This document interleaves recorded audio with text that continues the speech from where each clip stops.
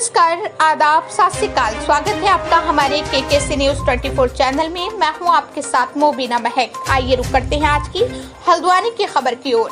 प्रशासन द्वारा रसिया नाला पर अतिक्रमण के नोटिस पर भड़के कांग्रेसी ललित जोशी के नेतृत्व में SDM को सौंपा गया ज्ञापन। हल्द्वानी में रसिया नाले पर वर्षों से बसे लोगों को नगर निगम द्वारा घर खाली करने का नोटिस भेजा गया है। इस कार्यवाही के विरोध में कांग्रेस नेता ललित जोशी के नेतृत्व में स्थानीय निवासियों ने मंगलवार को उपजिलाधिकारी कार्यालय पहुंचकर जोरदार प्रदर्शन किया और ज्ञापन सौंपा। प्रदर्शनकारियों का आरोप है कि नगर निगम प्रशासन द्वारा पक्षपातपूर्ण रवैया अपनाया जा रहा है। कांग्रेस नेता ललित जोशी ने कहा कि केवल कांग्रेस समर्थकों को ही टारगेट किया जा रहा है, जबकि अन्य दलों से जुड़े लोगों पर कोई कार्रवाई नहीं हो रही है। उन्होंने प्रशासन पर आरोप लगाया कि वो गरीबों को बिना वैकल्पिक व्यवस्था के बेघर करने की तैयारी कर रहा है। वहीं उपजिलाधिकारी राहुल शाह ने प्रदर्शनकारियों को समझाते हुए कहा कि जिन लोगों ने नाले पर अवैध अतिक्रमण किया है, केवल उन्हें ही नोटिस भेजे गए हैं। उन्होंने बताया कि बरसात के दौरान जब नाले में पानी का स्तर बढ़ता है तो अतिक्रमण पर बने मकानों को नुकसान होता है और फिर प्रभावित लोग मुआवजे की मांग करते हैं। इस समस्या से निपटने के लिए समय रहते कार्यवाही की जा रही है।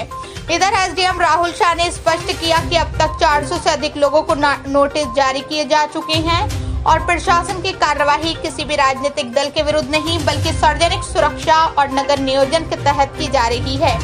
अतिक्रमण हटाने की प्रक्रिया जल्द शुरू की जाएगी। हल्द्वानी से दिनेश पांडे की रिपोर्ट। वैसे देखा जाए तो कहीं ना कहीं कांग्रेस के लोग क्या कहें तो आम जनता है जिन्हें वो परेशान कर रही है।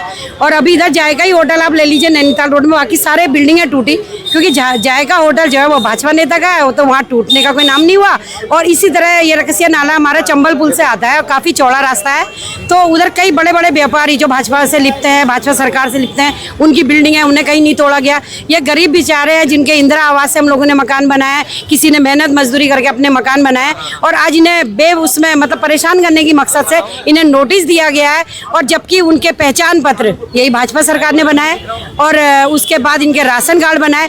तो मैं उनसे ये पूछती हूँ कि आप इनको वोट के लिए यूज करते हैं और इनको बेघर कर रहे हो, तो बेघर करने से पहले या तो इनको कहीं इनको आवाज बना के इनको दिया जाए और तब जाके हम इनके कहीं पर इनके मकानों को तोड़ने का काम करेंगे। यदि आपने ये काम नहीं किया तो हम इन जनता के साथ है, हमारी अपनी जनता है, हमारी माँ बहन है इसमें। तो यदि इनके साथ कहीं पर अत्याचार होगा तो हम सड़क से सदन तक जाएंगे और हम भाजपा को नहीं छोड़ेंगे। देखिए, मेरा एक बात मुझे कहनी है। इस हल्द्वानी में सालों से रकसिया और ये नाले सालों से हैं, कोई नई बात नहीं है। आज तक उनका नालों का, क्योंकि देखिए हल्द्वानी फूट हिल है, आप कितना ही आप चौड़ीकरण कर लें, कितना ही आप तोड़फोड़ मचा लें, लेकिन इसका स्थायी निस्तारण नहीं है। ये मेरा कहने का मतलब है, मेरा अपना व्यक्तिगत मानना ये है कि आप इनका स्थायी निस्तारण करिए। आप काठगोदाम से सारे नालों का निस्तारण करके सीधा गोला में डालिए। आप 50,000 की आबादी को तोड़ देंगे। आपने काठगोदाम में भेज दिया, आपने दमोह ढूंगा में भेज दिया, आपने आवास विकास में भेज दिया, सुभाष नगर में भेज दिया, लाल डाट में भेज दिया, बमोरी में भेज दिया, बिठोरिया में भेज दिया, नीचे आपने नोटिस भेज दिए वहां आपके 3 पानी तक, सबको उजाड़ दोगे।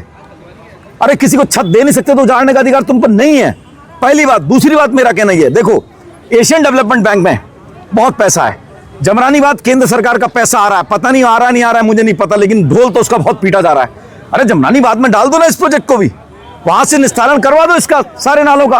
तोड़फोड़ कोई हल थोड़ी है। सरकार को अगर ज्यादा ही हो रही है तो मैं तो सोचता हूँ कि वन डिपार्टमेंट बंद कर दो, PW डिपार्टमेंट बंद कर दो, एक तोड़फोड़ डिपार्टमेंट बना लो, एक तोड़फोड़ डिपार्टमेंट बना लो, उसका लोगो बना लो, JCB मशीन को सब तोड़ डालो। ये अस्थायी हल नहीं है, ये मेरा कहना है। स्थायी हल वो है, बताओ 2000 करोड़ रुपए जो प्रधानमंत्री जी दे गए थे उसका आपने क्या किया? तो इसलिए हमारा विरोध है। ये नोटिस वापस लेना चाहिए। पूरा सुभाष नगर उजाड़ दो, आवास विकास लाल डाट उजाड़ दोगे। हाँ भाई, क्या करेंगे आप? देखिए अभी तो हम निवेदन करने आए हैं, हमारा टकराव कुछ नहीं, हम निवेदन करने आए हैं।